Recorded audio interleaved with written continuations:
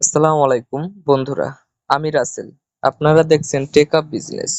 আজকের ভিডিওটি বিশেষ করে আমার মতো যারা দেশি মুরগি পালন করে তাদের জন্য খুবই গুরুত্বপূর্ণ। আপনি যদি দেশি মুরগি পালন করেন তাহলে নিশ্চয়ই জানেন শুধু ভালো খাবার দিলেই মুরগি সবসময় ভালো ফল দেয় না। খাবার ঠিকমতো হজম না হলে মুরগি খাবারের সম্পূর্ণ পুষ্টি পায় না। আবার ডিম পাড়া মুরগির শরীরে ক্যালসিয়ামের ঘাটতি হলে ডিমের খোসা পাতলা হতে পারে এবং মুরগির শরীর দুর্বল হয়ে যেতে পারে। আজকের ভিডিওতে আমি খুব সহজভাবে বলবো এনজাইম এক্সেল এবং ক্যালপ্লেক্স মুরগির জন্য কি কাজ লাগে এবং কোন বিষয়গুলো আমাদের খেয়াল রাখা উচিত।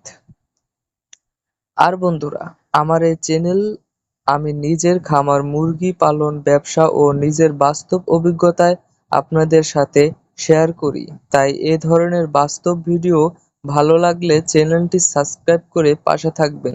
চলুন এবার মূল কথায় আসি। প্রথমে কথা বলি এনজাইম এক্সেল নিয়ে। আমরা মুরগিকে বিভিন্ন ধরনের খাবার দিই, যেমন গম, ভুট্টা, ধান এবং বিভিন্ন ফিড। কিন্তু মুরগির সবসময় এ খাবারের প্রতিটি পুষ্টি সম্পূর্ণভাবে ব্যবহার করতে পারে না। এখানেই এনজাইমের ভূমিকা আসে।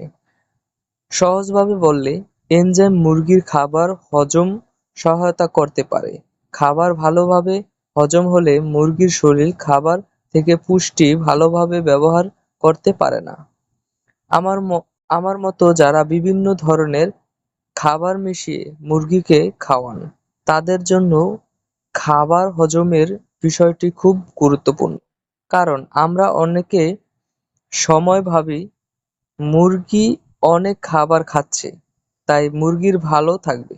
কিন্তু আসল কথা হলো মুরগি যে খাবার খাচ্ছে সেই খাবার থেকে শরীর কতটা পুষ্টি নিতে পারছে সেটাও দেখতে হবে। তবে একটা কথা মনে রাখতে হবে, এনজাইম কোনো জাদুর ঔষধ নয়। মুরগির খাবার ভালো না হলে, পানি পরিষ্কার হলে বা মুরগির কোনো রোগ থাকলে শুধু এনজাইম ব্যবহার করলেই সব সমস্যার সমাধান হবে না। এখন আসি ক্যালপ্লেক্স। ডিম পাড়া মুরগির জন্য ক্যালসিয়াম অত্যন্ত গুরুত্বপূর্ণ, কারণ ডিমের খোসা তৈরি করতে মুরগির শরীর থেকে ক্যালসিয়াম ব্যবহার হয়।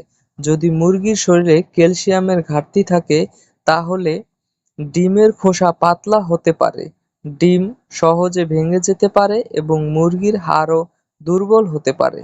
এ কারণে ডিম পাড়া মুরগির খাবার পর্যাপ্ত ক্যালসিয়াম থাকা খুবই গুরুত্বপূর্ণ। ক্যালপ্লেক্স সাধারণত ক্যালসিয়াম ও প্রয়োজনীয় মিনারেল সাপ্লিমেন্ট হিসেবে ব্যবহার করা হয়। তবে এতটুকু ব্যবহার করতে হবে যেটা অবশ্যই পণ্যের গায়ে লেখা নির্দেশনা অনুযায়ী দিতে হবে। কারণ সব কোম্পানির পণ্যের উপাদান এবং ডোজ একই রকম নয়। এখন অনেকেই প্রশ্ন করতে পারেন, এনজাইম এক্সেল এবং ক্যালসিয়াম কি একসাথে ব্যবহার করা যায়? এগুলো সাধারণত ভিন্ন ভিন্ন উদ্দেশ্যে ব্যবহার করা হয়। এনজাইম খাবার হজম সহায়তা করার জন্য এবং ক্যালপ্লেক্স ক্যালসিয়াম ও মিনারেল ঘাটতি পূরণ সহায়তা করার জন্য ব্যবহার করা হয়। তবে একই পানিতে একসাথে মেশানোর আগে অবশ্যই প্যাকেটের নির্দেশনা ভালোভাবে পড়ে নিতে হবে। প্রয়োজনে কোম্পানির প্রতিনিধি বা পশু চিকিৎসকের পরামর্শ নেওয়া ভালো, কারণ সাপ্লিমেন্ট সঠিক ব্যবহার খুবই গুরুত্বপূর্ণ। আমার নিজের অভিজ্ঞতা থেকে আমি একটা বিষয় বুঝেছি, মুরগি পালনে শুধু খাবারের পরিমাণ দেখলেই হবে না। আমাদের দেখতে হবে মুরগি খাবার ঠিকমতো খাচ্ছে কিনা, খাবার হজম হচ্ছে কিনা, ডিমের খোসা শক্ত আছে কিনা, মুরগির শরীরের অবস্থা কেমন এবং মুরগি প্রয়োজনীয় পুষ্টি পাচ্ছে কিনা।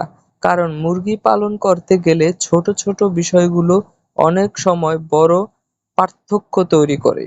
তবে বন্ধুরা, যদি মুরগি হঠাৎ খাবার খাওয়া বন্ধ করে দেয়, অনেক মুরগি একসাথে অসুস্থ হয়, পাতলা পায়খানা হয় অথবা ডিম উৎপাদন হঠাৎ অনেক কমে যায়, তাহলে শুধু সাপ্লিমেন্ট ব্যবহার না করে অবশ্যই একজন পশু চিকিৎসক বা অভিজ্ঞ বিশেষজ্ঞ পরামর্শ নেওয়া উচিত।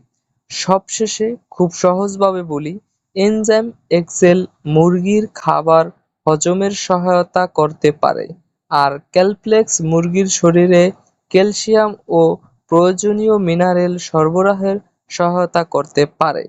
কিন্তু ভালো ফল পাওয়ার জন্য সাপ্লিমেন্ট, পাশাপাশি ভালো খাবার, পরিষ্কার পানি, স্বাস্থ্যকর পরিবেশ এবং সঠিক পরিচর্যা প্রয়োজন। আজকের ভিডিওটি যদি আপনাদের ভালো লাগে তাহলে একটি লাইক করবেন, আর আপনার মুরগি পালনে কী ধরনের সমস্যার মুখোমুখি হচ্ছেন সেটা কমেন্টে জানাবেন।